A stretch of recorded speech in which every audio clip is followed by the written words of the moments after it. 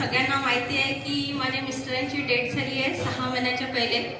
त्यांना cancer detect झाला होता. ॲक्च्युली 2015 मध्ये डिटेक्ट झाला होता.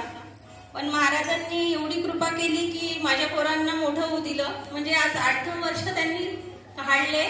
आम्ही खूप प्रयत्न केले, पण दादांच्या सेवेमुळे त्यांनी 9 वर्ष वगैरे काढले. पण महाराजांची इच्छा समोर जीवन मृत्यू ते सगळ्यांनाच लागलं आहे. पण महाराजांनी मला एवढा वेळ दिला की माझी मुलं मोठे झाले. मुलगा M.Com झाला. त्यांनी आता त्यांचा पूर्ण बिझनेस सांभाळला आणि मुलगी पण आता जॉब इंटर्नशिप करत आहे. तर त्याच्यामुळे मी महाराजांची खूप आभारी आहे की एवढं मुलांना मोठं होऊ दिलं. आणि एकदम गुरुपौर्णिमेच्या दिवशी महाराजांनी स्वतः येऊन त्यांना सोबत घेऊन गेलं. ही खूप मोठी महाराजांची कृपा आहे. ॲक्च्युली मी 3-4 महिने खूप डिस्टर्ब होती, खूप रडत होती.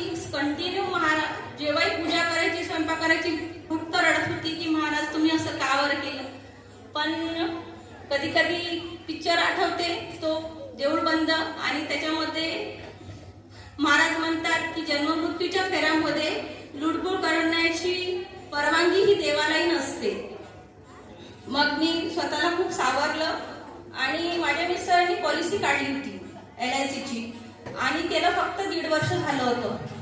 LIC वाल्यांनी त्यांना माहिती होतं कॅन्सर आहे या व्यक्तीला, डिटेक्ट आहे, तरी पण त्यांनी पॉलिसी काढली होती. आणि ती खूप जास्ती अमाऊंटची असल्यामुळे तेवढा पैसा LIC ला फसला होता.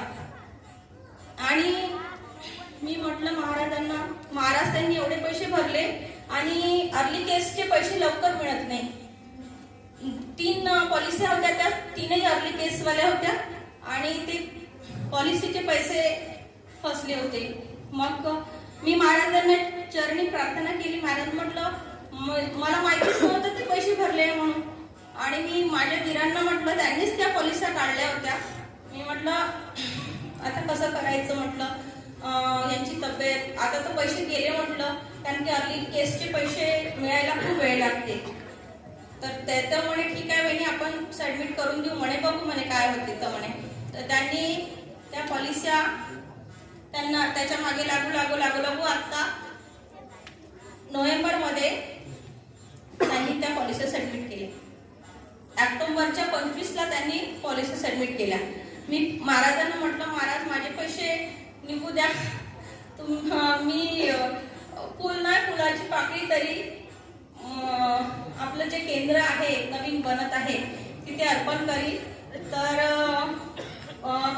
ते 25 तारखेला त्यांनी माझी पॉलिसी सबमिट केली आणि ते आम्हाला माहितीच नाही. मग मी म्हटलं इतके दिवस झाले अजून पॉलिसीचे पैसे तर आलेच नाही, जाऊ दे म्हटलं. पण बाजूला जे राहते ते पण LIC एजंट आहे, त्यांना म्हटलं थोडीशी इन्क्वायरी करा. त्यांना मी जे स्लिप होती पॉलिसी त्यांनी सबमिट केली ती ते दिली.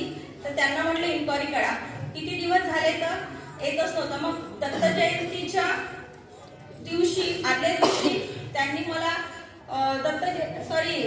सप्ताहाच्या पहिल्या दिवशी त्यांनी म्हणे ताई म्हणे तुझे पैसे, तर म्हणे असं वाटत आहे म्हणे की आली आहे ती पॉलिसी म्हणून. मी म्हटलं मला तर काही मेसेज नाही येत, म्हटलं आलाच नाही. म्हटलं 10 रुपये डेबिट झाले, क्रेडिट झाले तरी मेसेज येते. म्हटलं एवढी अमाऊंट आली आहे म्हणून मला अजूनही मेसेज वगैरे काही आले नाही. म्हटलं तर नाही म्हणे असं वाटत आहे म्हणे की ही पॉलिसी आली आहे, म्हणजे 3 पैकी 1 पॉलिसी. तर म्हटलं ठीक आहे. मी दुसऱ्या दिवशी आली, केंद्रामध्ये प्रहरची सेवा केली सकाळी आणि घरी गेली. मी म्हटलं माझ्या मुलांना अशी गोष्ट झाली. ते म्हणे ठीक आहे मी ऑफिसला चाललो आहे म्हणे, मी इन्क्वायरी काढतो म्हणे वहिनी म्हणे, तुम्हाला सांगतो म्हणे. आणि मी प्रहरची सेवा केली. माझा मुलगा म्हणते मम्मी फोन आला होता म्हणते संतोष काकाचा, काय तू बोलून घे म्हणते. तर मी गेली घरी. मी म्हटलं काय झालं संतोष. तर म्हणते वहिनी म्हणते तुमच्या अकाउंटला तर म्हणते 15 दिवसातच 6,200,000 रुपये जमा झाले. मला पण एवढं आश्चर्य वाटलं. मी म्हटलं म्हणजे ते लोक म्हणत होते आजपर्यंत LICच्या हिस्ट्रीमध्ये असं झालं नाही म्हणते की अर्ली केसमध्ये बिना इन्क्वायरीचे एवढे पैसे अकाउंटला ट्रान्सफर करून दिले म्हणून. म्हणजे त्यांनी एकही व्हेरिफिकेशनचा मला फोन नाही आला आणि मला मेसेज नाही आल्यामुळे मी माझं पासबुक वगैरे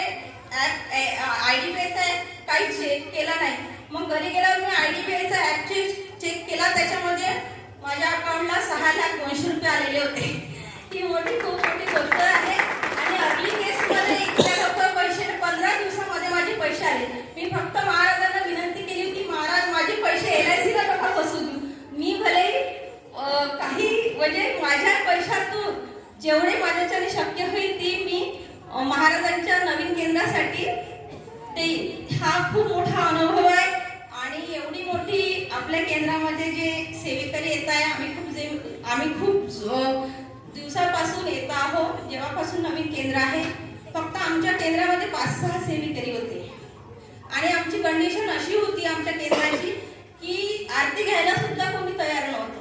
ही कंडिशन होती केंद्राची. किती वेळा आम्ही समोसे आणून महाराजांना नैवेद्य दाखवलाय.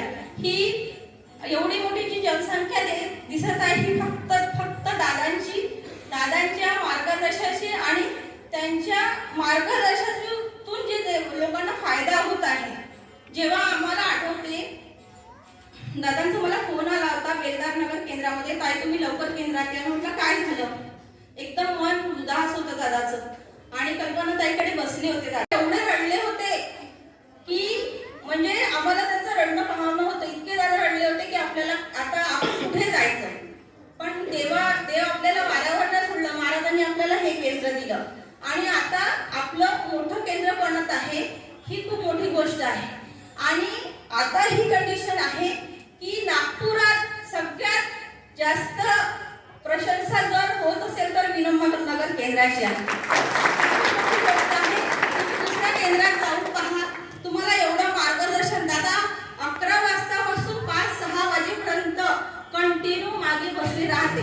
दूरचे लोक येते आणि मार्गदर्शन करतात आणि त्या मार्गदर्शनातून जो लोकांना फायदा होत आहे त्याच्यामुळे ही एवढी संख्या वाढलेली आहे.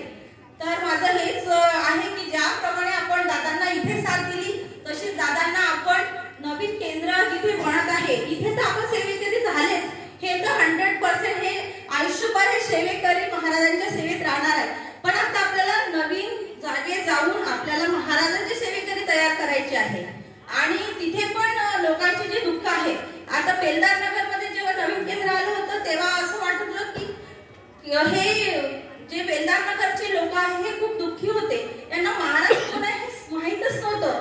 पण गायकवाड परिवार जेव्हा इतक्या दुरून इथे येते दिवसभर थांबते तर आपणही तिकडे जाऊन महाराजांची सेवा केली पाहिजे आणि त्यांच्या एरियात जाऊन त्यांच्या एरियातल्या लोकांना पण महाराज कोण आहे हे समजून सांगितलं पाहिजे. हीच माझी इच्छा आहे. श्री स्वामी समर्थ.